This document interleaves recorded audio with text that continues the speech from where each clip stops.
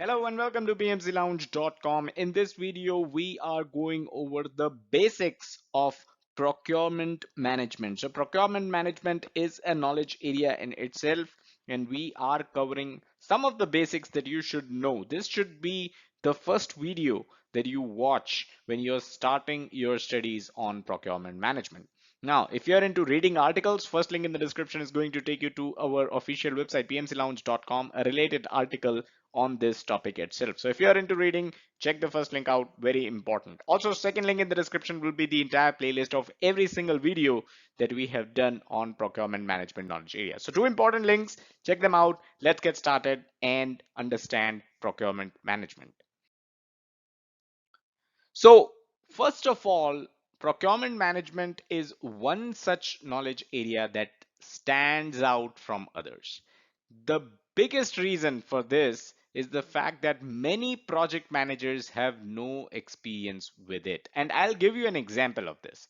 So, if you manage only software projects, right? Let's say you work in an organization that provides services to other organizations. So, your projects are based on basically software services. So when you're doing that, it is possible that most of the time, most of the projects are basically developed in-house. You have your own developers, team of developers. You have your own team of, let's say, quality. You have your own team of designers. They do everything in-house. All projects are basically developed in-house. So when you manage such projects, there are big chances that you have never done any kind of procurement. And that is the very reason why this knowledge area stands out from others. Because project managers trying to get themselves PMP certification have never actually done any kind of procurement. Okay, so with this slide, let's try to understand what is procurement and who is a seller. So let's say you fall in the same category that we discussed in the last slide. You have absolutely no experience with procurement management, but the project that you're managing right now, it is just too big for your organization. What that means is your team of developers, team of testers, team of designers, and all other project resources, they are not capable of delivering the project in its entirety. What that means again is that let's say a certain part of the project requires a special skill or expertise that your project team does not possess. This is very important. So let's say the project is an e-commerce website. So you are basically developing an e-commerce website. Your team is well aware of all the payment gateways that needs to be integrated in the website. But the customer is asking for something special. Customer is asking for a specific payment gateway that your project team has absolutely no past experience of. So that is where you are in the situation that your team is not enough. This project is something where you will have to involve some other company. You have to hire another company to accomplish the project work. In this case, the integration of a specific payment gateway being requested by the customer. So I hope the scenario is clear for you. Now, two things here, procurement and seller. Process of hiring this another company is called procurement. So in the above example where we said that the integration of a certain payment gateway that your team has no experience or expertise of, you are going to hire another company. The process of this, the process of hiring another company, this is known as procurement. And another company is called the seller. So whoever that you hire, they will be known as sellers. So these are two important terms that you should know of when you are studying the procurement management knowledge area.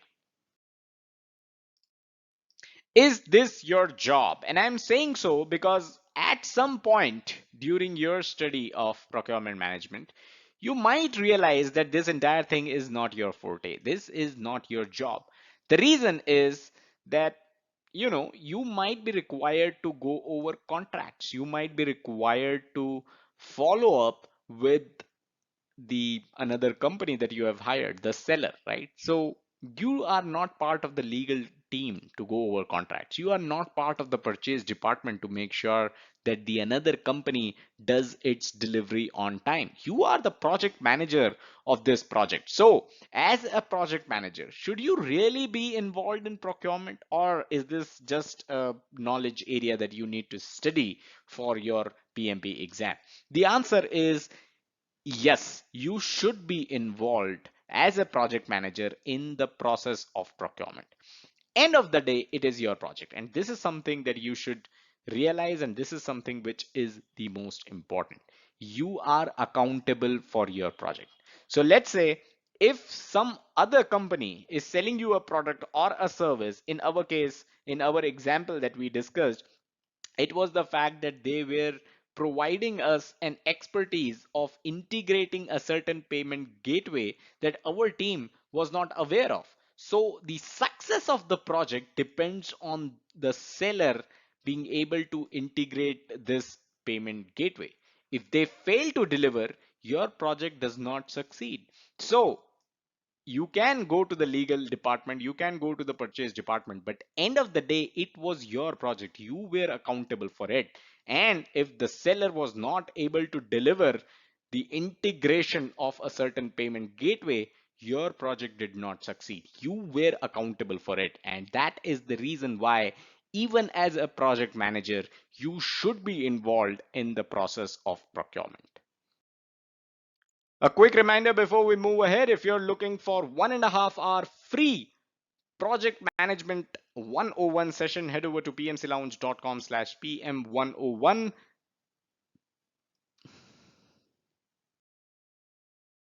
Okay, so let's look at the procurement management processes. An important thing to understand here is these processes are necessary to purchase or acquire all three, or either of the three, the products, services, or results needed from outside the company. Outside the company here is basically the seller, right?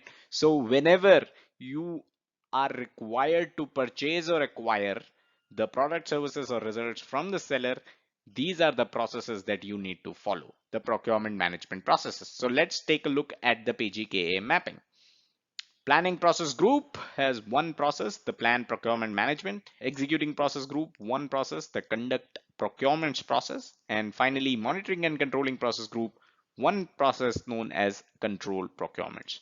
So only three processes in the procurement management knowledge area. Also, a fun fact here, there used to be a process called close procurements in the PMBOK 5 world, but it was removed in PMBOK edition 6. So it used to be part of the closing process group. Now no process is listed here. So three processes that you need to take care of as part of procurement management knowledge area.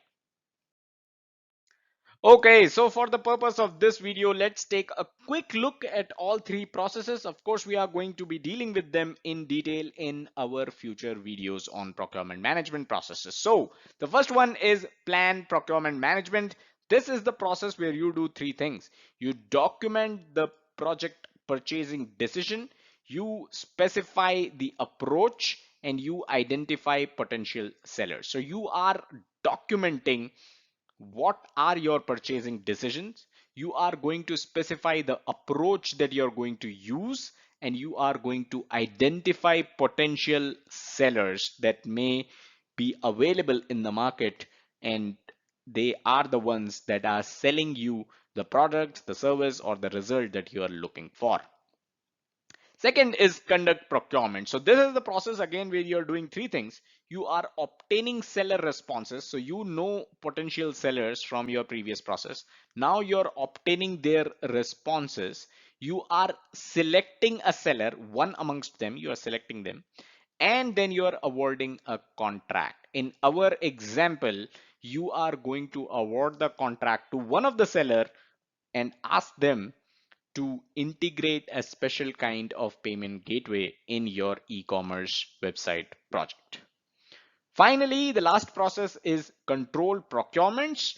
This is where you are managing the procurement relationships with the seller, of course. You are monitoring contract performance. You're making sure that everything is going as per the plan. They are doing, the sellers are doing what they are supposed to do, and if required, you're making changes and corrections as per the project requirement. So these are the three processes, pretty straightforward. And if you see, if you observe, you will realize that they follow a certain path as well. In the first process, you are identifying potential sellers. In the second process, you are awarding, you're selecting the seller, you're awarding a contract, and in the third process, you're making sure everything goes as per the plan. So this is the cycle, the chronology that the procurement management processes are following. And that's all that we had in this video. I hope it was worth your time. Smash that like button if you got value out of it. Subscribe to the channel and hit the bell icon to stay notified whenever we upload new content. Also, don't forget to check out the website pmclounge.com, your number one free PMP resource. Thank you and have a nice day.